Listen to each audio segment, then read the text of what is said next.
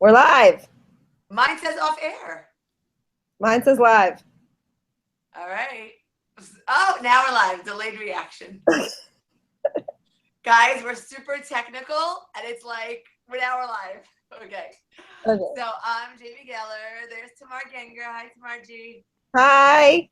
Okay, so we're here because we have a great, amazing new cookbook out. It's called the 28-Day Joy of Kosher Challenge. We co-authored it together. Tamar happens to be a nutritionist. I happen to be a willing guinea pig. And she came up with these amazing recipes that I tasted and tested and fed to my entire family. And we've been trying to do like a Google Hangout where people can ask us questions live. So if you happen to be here, we didn't promote it because we weren't sure about the technical difficulties we might be having. You can ask us questions, but we put together a bunch of questions that we've been getting from our Facebook group, right? And via email. So we can just help you guys out and you get to hang out with us a little bit, whether you hang out live or you hang out after the fact, right? Sounds good. Okay, so the first question is, and I love when you guys ask questions that like I've asked Tamar also.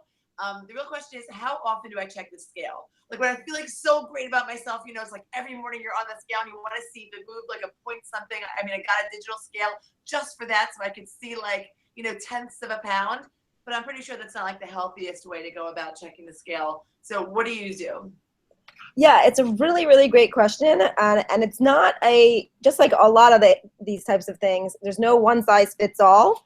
It kind of depends on your personality and lots of, you know, what you're like.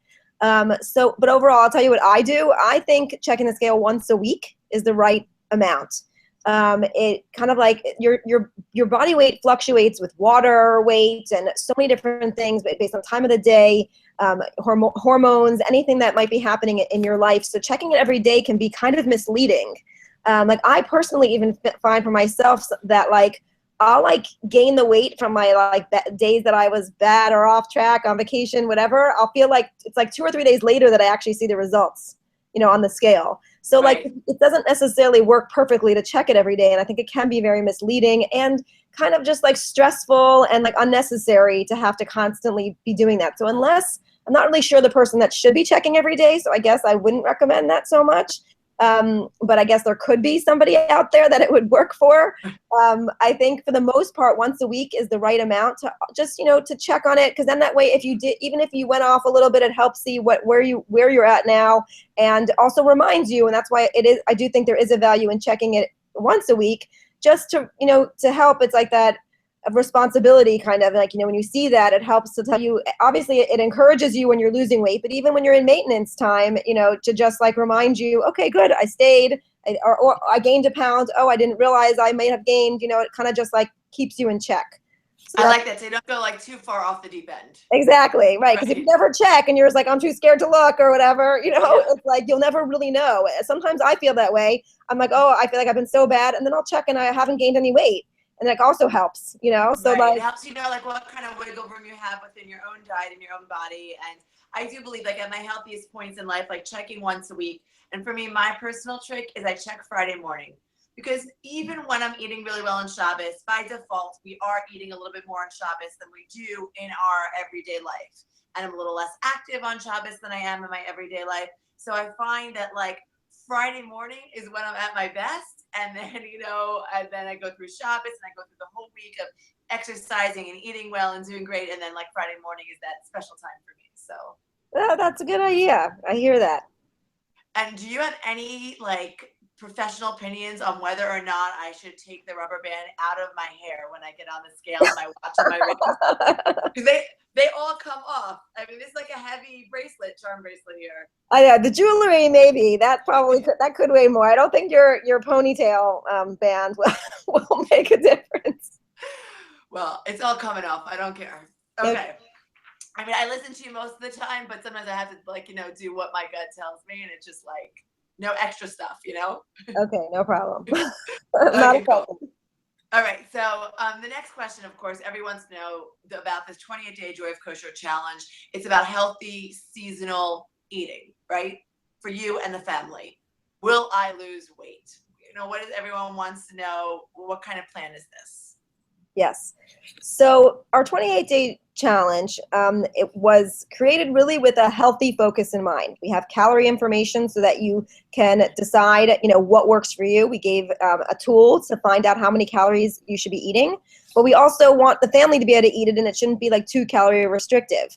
Yes. So we left it so that you can use it to lose weight if you choose to and try to. But you also can just use it as this, way to eat healthier and get your family to eat healthier.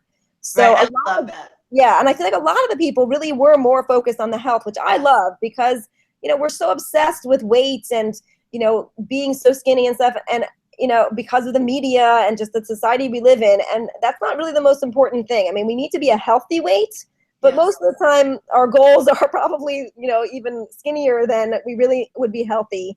And the most important thing, I mean, people even that healthy weight is somewhat of a question.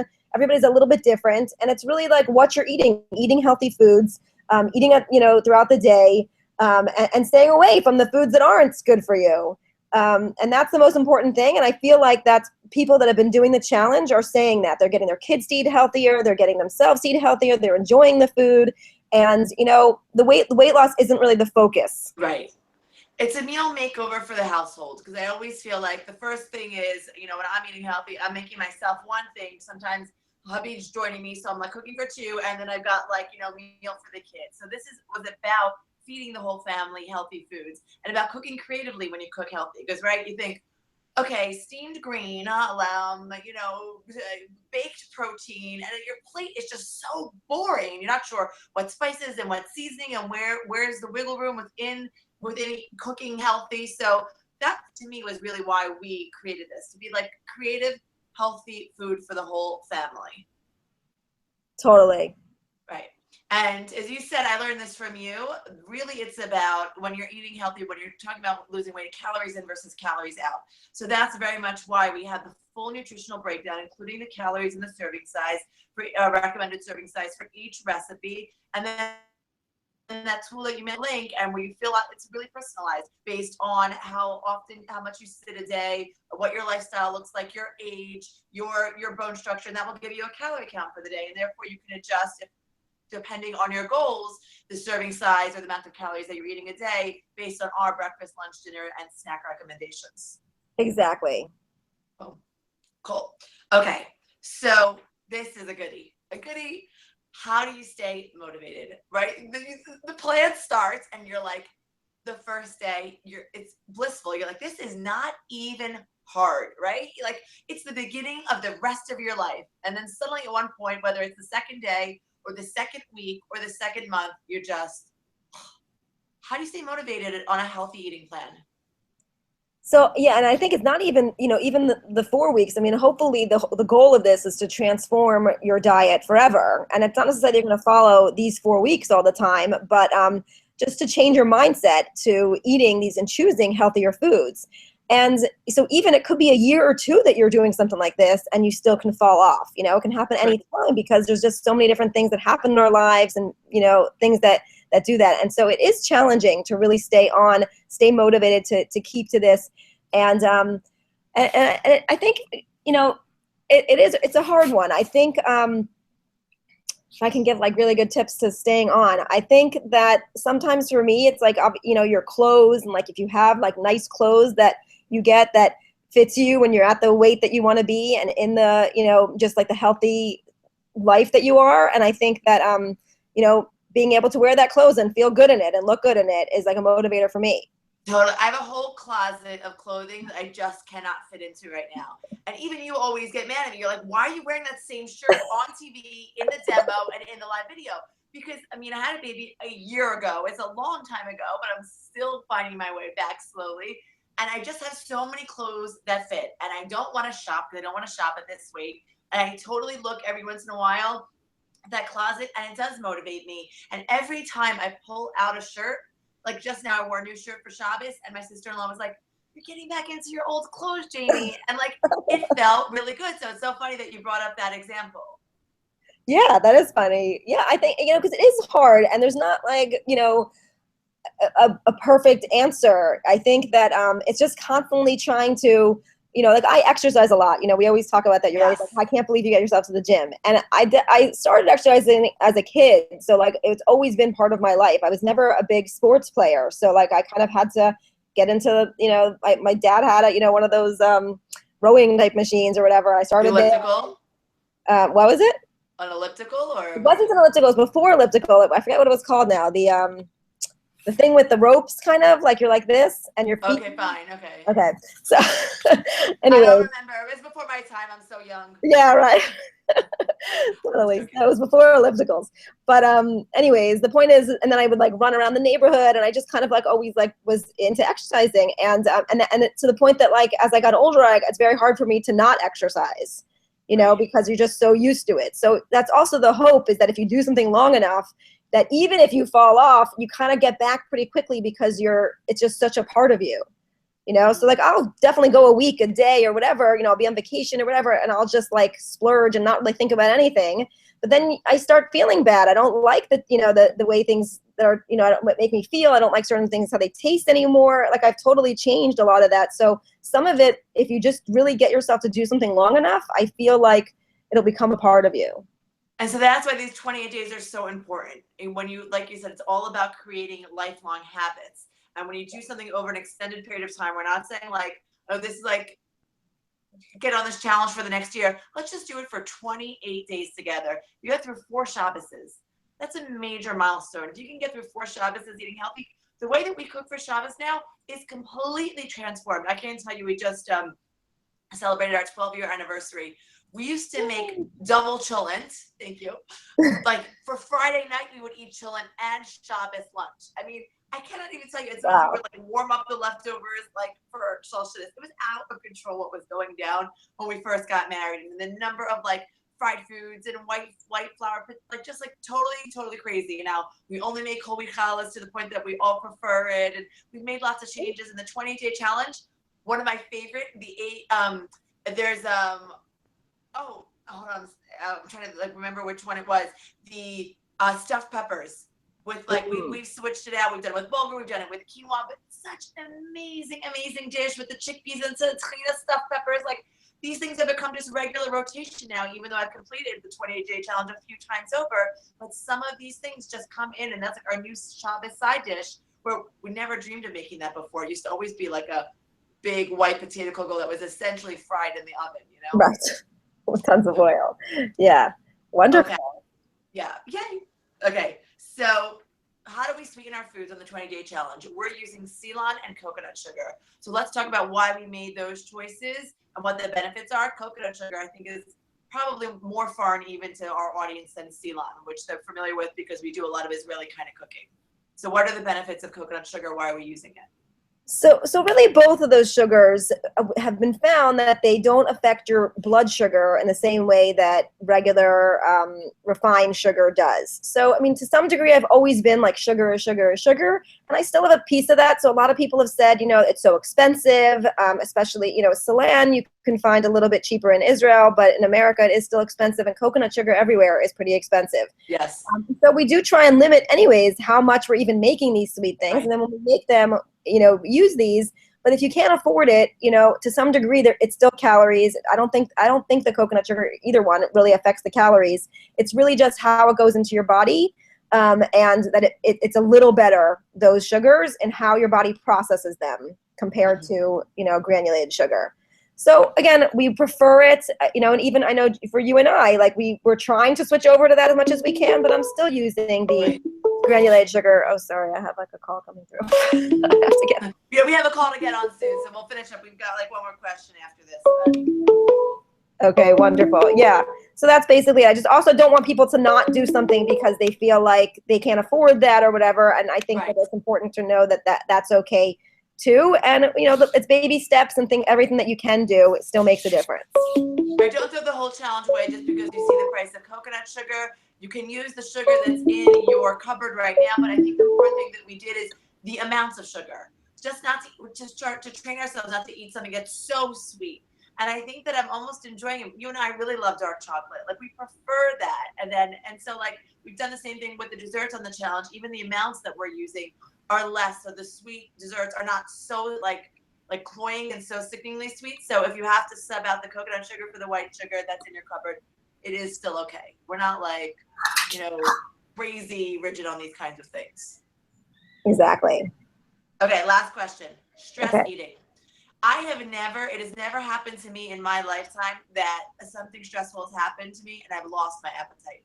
That's just not like, I don't get one of those wonderful kind of side effects. Like, I am a stress eater. Always have been. It's been such a comfort when I'm going through whatever stresses that I go through. You and I were just in the car talking about, we both have stresses in our lives. We're working on trying to not help them affect us so much. But what about people who stress eat? Like, do you have any kind of advice for that and how to handle that? So the best thing I can say, and it's a hard one, is to try find healthier snacks, you know. And I know it's tough. Nobody wants to be the ones eating, you know. I don't know if it satisfies you to be eating carrot and celery sticks, you know, instead of cookies and cheesecake or whatever. But sometimes I find that some of this stress or bored or whatever type of eating is like anything will do. And maybe there's ways to make it a little bit in between, you know, if maybe there's like a dip that helps the veggies, you know, so yes, it may be, you know, more calories even in a dip than you're supposed to have, but still better than these high processed, you know, other stuff that you're probably eating most of the time. Right. You know, so it's really, Doritos.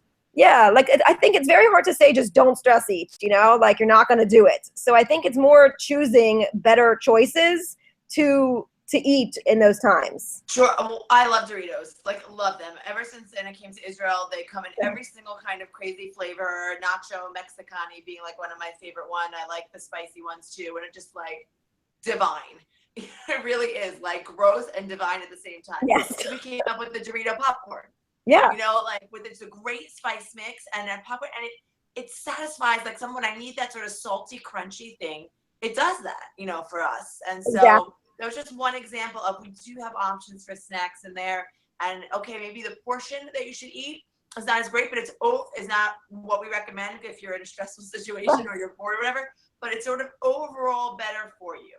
And even though, of course, everything in moderation, of course, we think about portions, you know, but we all know you get into those predicaments where you just kind of have to stress eat, you know, it happens. So like you said, if you make better decisions, and we have some great snack ideas. And keep stuff around, you know, make sure to have that spice mix ready for when you need it, you know. And also like a lot of the processed foods, I think they're like almost, you know, they like, you know, spend research to make these foods to make you want more.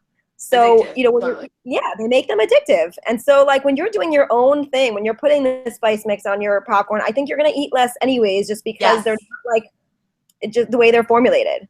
Yeah. So that's another reason. Yeah, totally.